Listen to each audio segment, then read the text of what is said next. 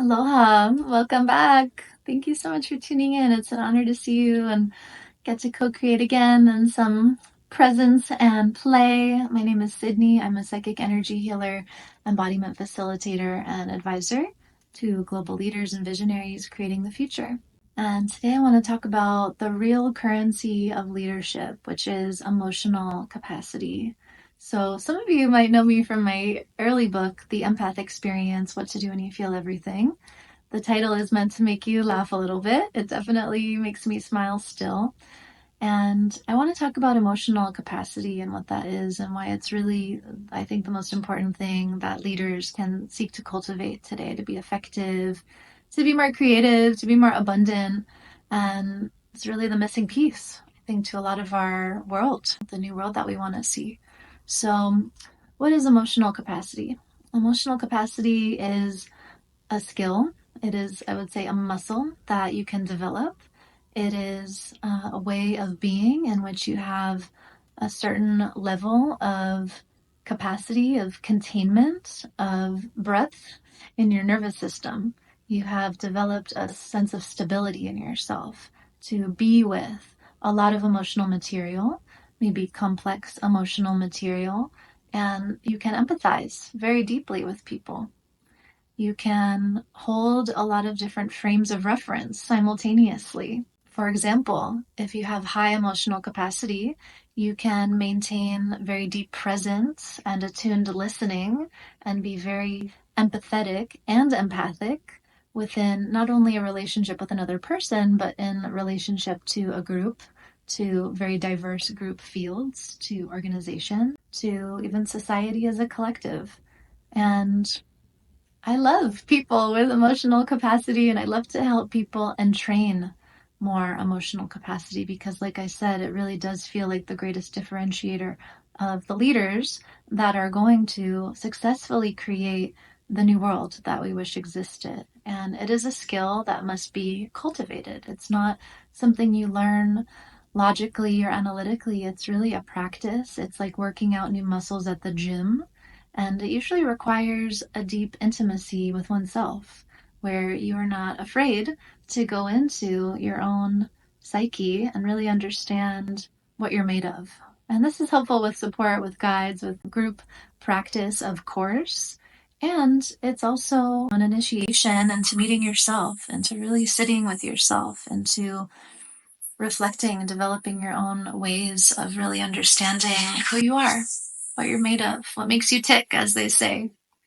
So, what also comes up, in a lot of our social conditioning, we're taught about blocks or inefficiencies, or certainly in a business perspective, how, there are such things as like strategic blocks or operational blocks. But I would argue that most of the biggest blocks that no one ever talks about are actually emotional and energetic, and not really strategic or operational or structural at all. That we have to look at what broken energetic operating systems are at play that create the problems in the physical world in the first place. We can't create anything new together, can't build the new companies or build the new visions or build the new relationships if we're still operating off of an old energetic program. What's that quote I love? I think it's by Einstein, but it's like the consciousness that created the original problem can't fix it, right? You can't fix the problem with the same consciousness that created it. So that's exactly what we're talking about here. So how does one go about starting to create emotional capacity, and why might this be one of the things that you'd want to prioritize if you want to have healthier relationships, more success in your business, in your life, really more self-acceptance and self-love? It's funny, what comes up is like I've worked with hundreds of people over the last 10 years, and some of the most powerful visionary creatives, leaders, new systems architects in the world. And they may at first think that they want something, like what's the impetus for asking for help?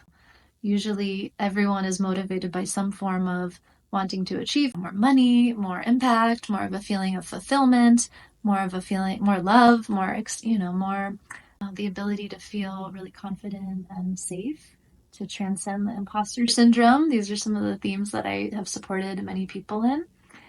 But at the end of the day, underneath all of that is actually the deeper longing to feel like you accept yourself, to feel like you're at peace in the present moment, to feel like no matter what happens in the world or in your life, you're okay, to feel an unshakable trust and faith that you are supported no matter what. So often we can be motivated by these external wants that especially we're so conditioned to seek in Western society in particular. Money, fame, love, sex, success, whatever it is. That's a lot of what we see on social media. How to make more money, how to have more success, how to be more famous, whatever it is. And look at the way our society worships celebrities, all these cults of personality. But what do people really want at the end of the day? What's the whole point? What is actually the deeper motivation? It's to feel peace and ease and faith.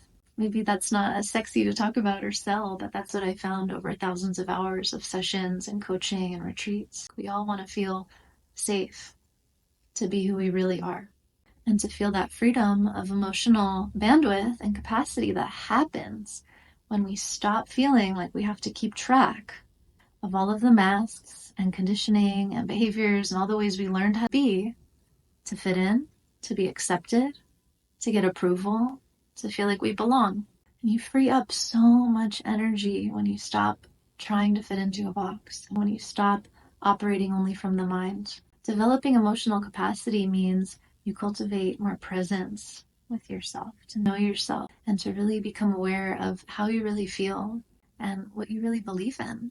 And then from this place, you can empathize with where other people are at more, and you're not as easily triggered or taken out of center. You can see the bigger picture and the bird's eye view of what's going on in any moment, especially if there's a triggering or challenging situation. You can be regulated, you can be calm, you can be clear. In fact, your presence can create calm and clarity wherever you go, and you can help other people to more easily attune to these ways of being simply by being an example. I would love to see a world in which more leaders, especially those who are, responsible for teams or building organizations with big groups of people, or really with anybody that is responsible for a family, for children, for a group, but really just anybody, anyone that identifies as a leader. And I feel like we're all called to really self-identify as leaders today to create the new worlds that we wish we could experience. It's up to us. I just imagine a world in which more people feel supported and have the resource to understand the ways to cultivate emotional capacity and stability. And with all that, I've created so many different resources to that end of trainings, and all my courses and all my books are all about this. I would leave you with the most simple practice of all for getting started to cultivating emotional capacity today. It's a 2-minute practice, and we'll do it now. So you just start by closing your eyes and taking a full breath, regulating, centering, calming.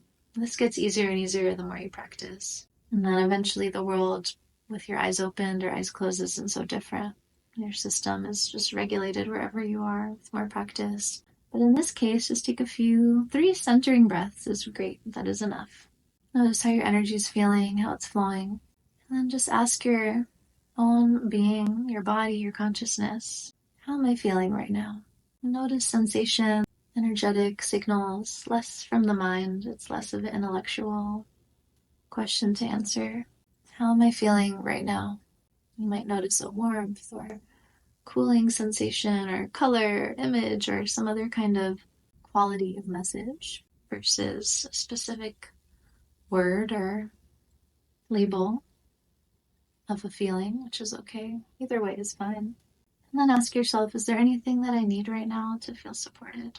You might see an image or receive a specific instruction. I'm seeing a glass of water, so I'm going to drink some water. Hydrate. And that's it. And then take a nice big full breath. And you just resourced yourself, and it took 2 minutes. And imagine if you did that a few times throughout the day. Imagine how much more present, connected, and calm you can feel, and then how much more capacity you have to listen and be present and really connect in a different way to yourself and to others. Sounds simple, but when done with consistency, this can be life-changing. And I feel like I gave this kind of as a practice years ago. It's in my Empath Experience book, but it's like the insight continues to deepen as to how always the most simple things can be the most life-changing. You don't have to meditate for hours. You don't have to do protocols for hours and hours a day to start to change and to start to attune with more capacity. You can really simplify, but the point is to do it consistently so that you allow your nervous system to become more used to receiving the support and resource and becoming more regulated. It's a very different way of moving through the world with more calm, intention, clarity. It's like slowing down to speed up, really. In a world that is constantly wanting to drain your attention and energy, so many distractions. What's it like to move slowly from your center, to make really clear decisions from this deeper intuitive knowing? And how does showing up in that way change every part of your life for the better? I'd love to know how this resonates. Thank you so much for connecting, for taking this time out for yourself to resource and remember. It's an honor to connect with you always, and I look forward to more soon. Feel free to subscribe or leave a question in the comments or just a reflection. Let me know how this felt for you. And I really look forward to connecting more as this community grows. Thank you so much.